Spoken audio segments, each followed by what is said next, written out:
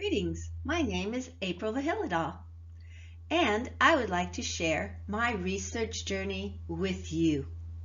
Before coming to UNM, I had a dance, martial arts, and yoga school, family-owned. In 2007, Archaoeo held the first Global Mala for Peace on the International Day of Peace, always celebrated on September 21st. The Global Mala was a worldwide experiment into the power of meditation, action, incorporating yoga, meditation, mantra, and kriya. The vision was to create a mala around the earth. A worldwide celebration in over 50 countries united the global yoga community from every continent and school of yoga. My yoga school was invited to be part of the Worldwide Yoga Mala in 2007.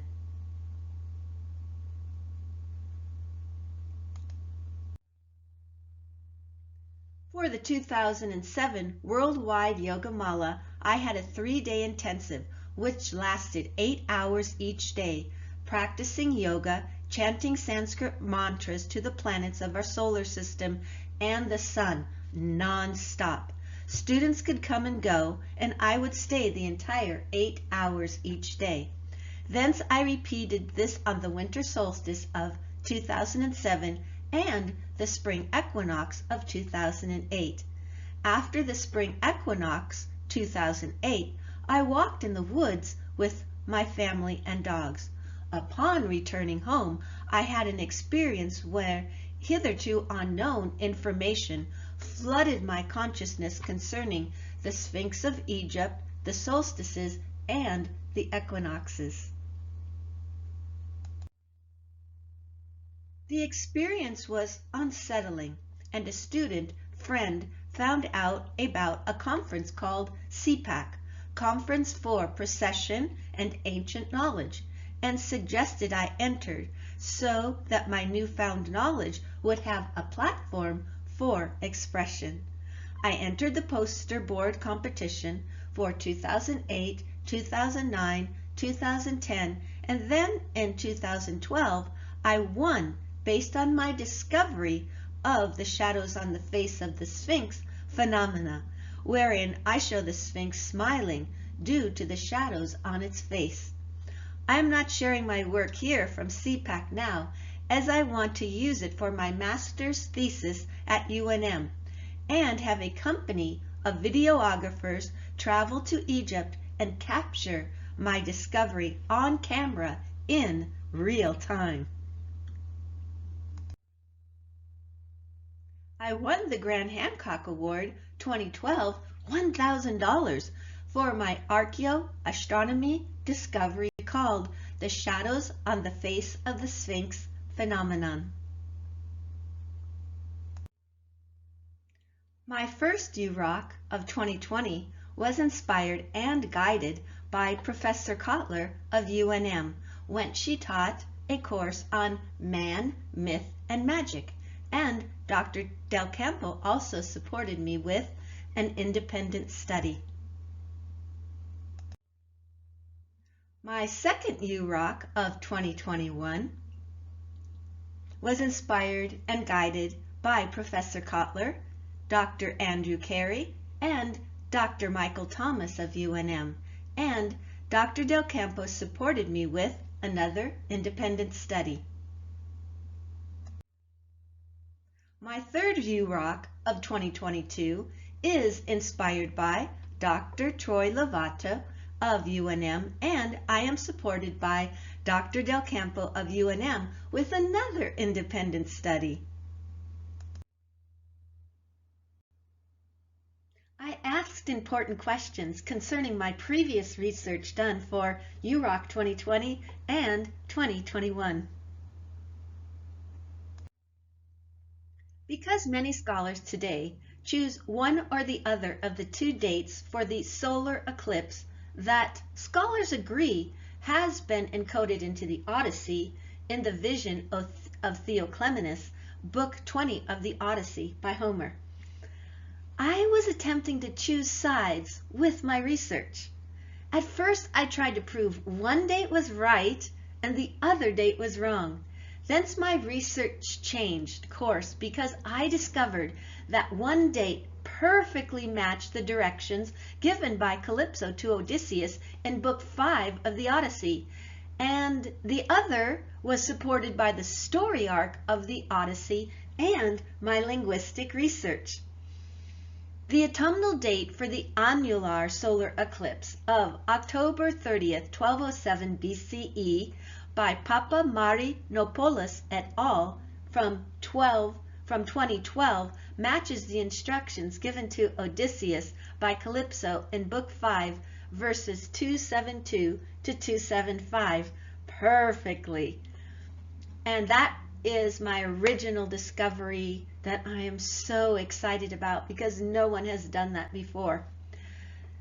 The vernal date, on the other hand, for the full solar eclipse of April 16, 1178 BCE by Bacchauzes and Magnaskau of 2008 does not match the instructions given to Odysseus by Calypso in Book 5, but it is supported via linguistic research and the story arc of the Odyssey, which includes Penelope at her shuttle and Odysseus with the hyacinthine hair.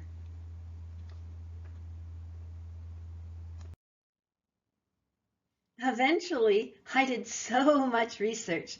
My 2022 UROC presentation represents only one chapter in a 70-page paper that I gleaned that there were equal amounts of supporting data for the spring and autumnal seasons related to the Odyssey connected to the two solar eclipses. That I formed a new and original hypothesis. My new and original hypothesis states that they are both correct, as Homer was guiding his readers to see a greater astronomical truth, and that truth is the precession of the equinoxes. I wrote multiple literary reviews. I utilized my astronomy software program to substantiate all that I had gleaned, which allowed for the discovery of demonstrating what was recorded in the Odyssey by Homer in the night skies of 3,200 years ago. I experienced original work that no one else to date has demonstrated. I experienced the thrill of discovery, and this thrill of discovery makes research so exciting for me.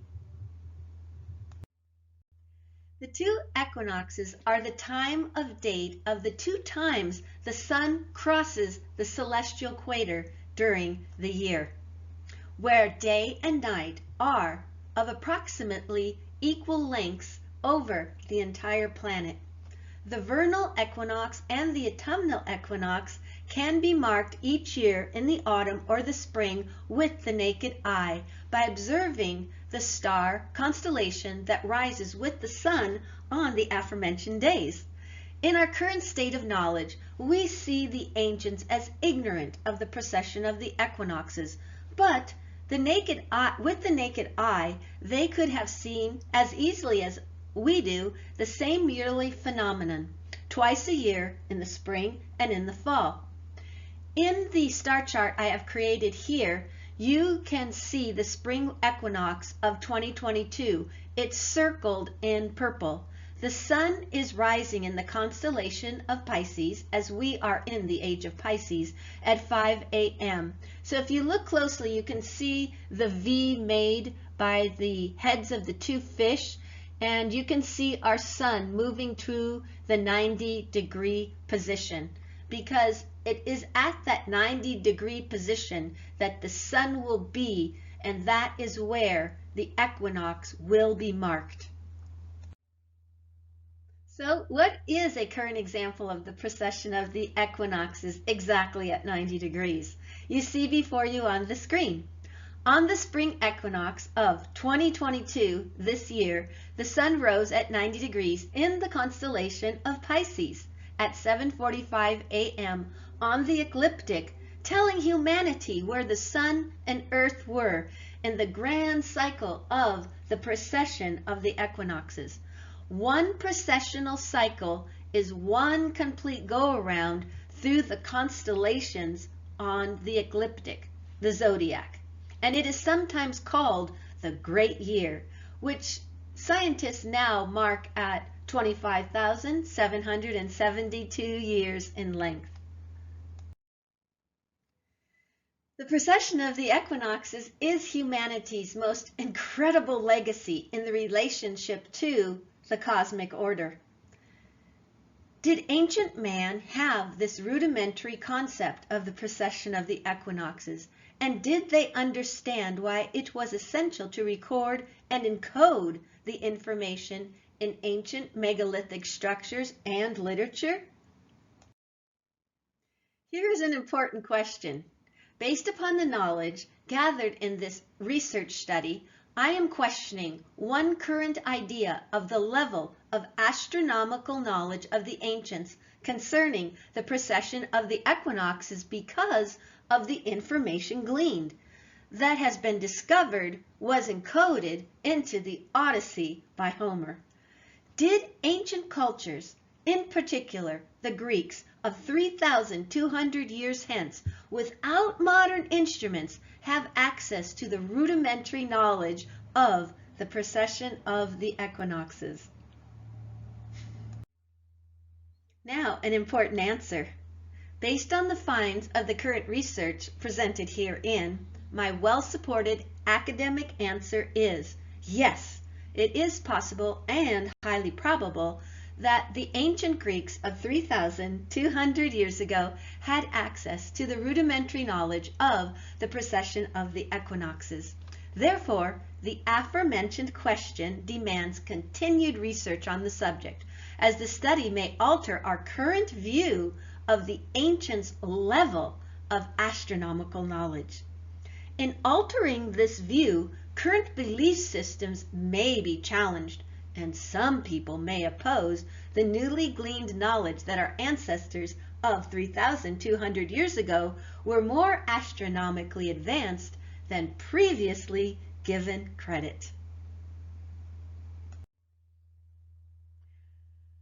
UROC 2022 has made me confident because I have produced original works based upon my star charts created in Voyager 4.5 astronomy software program, demonstrating astronomical truths from the Odyssey by Homer.